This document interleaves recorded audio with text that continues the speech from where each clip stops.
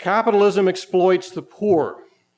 And you've seen this before. This is standard fare in history classes from middle school on up about how the Industrial Revolution impoverished urban dwelling families and led to children working in coal mines and textile mills and grievous injuries in the meat packing plants and so forth. That this is the kind of thing that you can expect from capitalism, that it makes the poor worse off.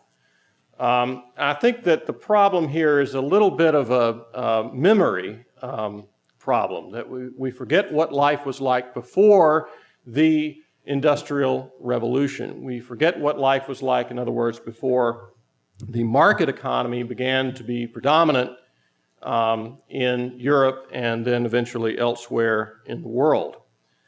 We do see that the poor are much better off in countries that have a higher degree of market freedom. Matt Ridley, in his book, The Rational Optimist, says, today of Americans officially designated as poor, 99% have electricity, running water, flush toilets, and a refrigerator. 95% have a television, 88% a telephone, 71% a car, and 70% air conditioning. Cornelius Vanderbilt, one of the wealthiest men in the world a century ago, or a little over a century ago, had none of these. So if you want to make the poor better off, then free markets are the way to go. Now, what about the share of income that goes to the poor? We see a lot of attention given to inequality. Frankly, I think that's because that's one of the only hooks that the anti-market crowd has left. If you look at the degree or the percentage of wealth that the poorest 10% have worldwide, it is not that much different from the least free quartile of nations and the most free quartile of nations. This is from that same Economic Freedom of the World report that I mentioned earlier. You can see that no matter what level of economic freedom, the poor have about 2 to 2.5% of the income earned in the country.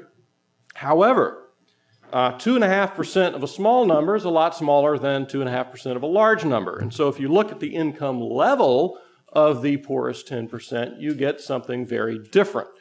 On the right, you see the most free quartile of nations that are indexed in that Economic Freedom of the World report.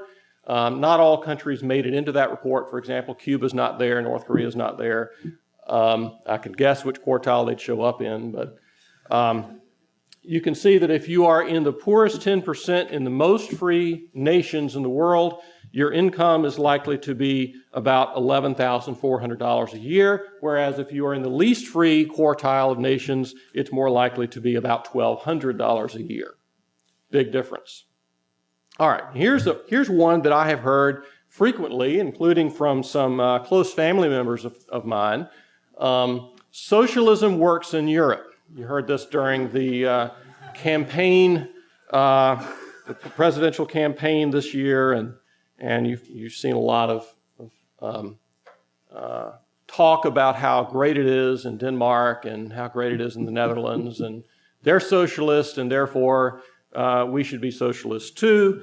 Well, again, I'm going to go back to that Economic Freedom of the World report. Here are the top 30 nations out of, I think, about 160 or so in the world that are indexed in that report. And you can see that there's the United States, number 16.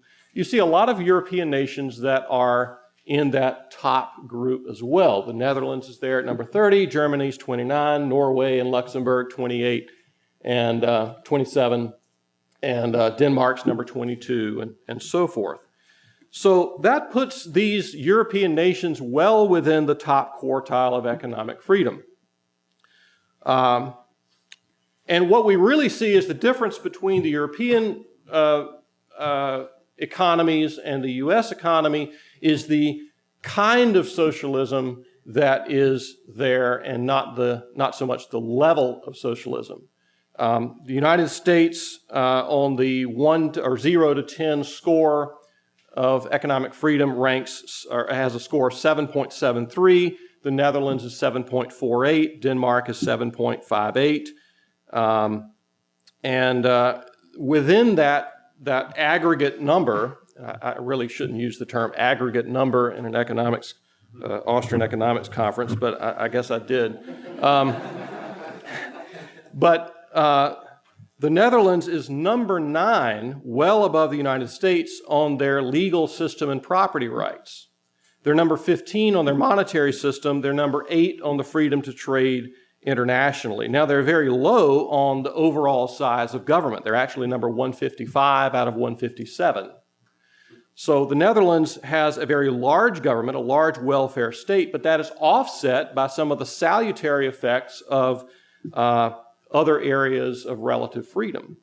So the United States, by comparison, is number 29 on the legal system and property rights, number 38 on the monetary system, and number 74 on the freedom to trade internationally. So it's a matter of style more than substance as far as how the United States differs from these other countries. So for a presidential candidate to say that socialism works somewhere else, well, that's not quite accurate.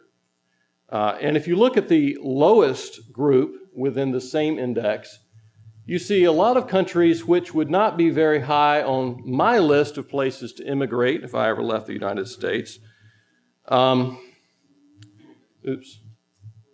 Number 157 in the last ranking goes to Venezuela. And if you haven't heard about what's going on in Venezuela, apparently the socialists there have managed to create food shortages, which takes some doing, but they've managed to do it.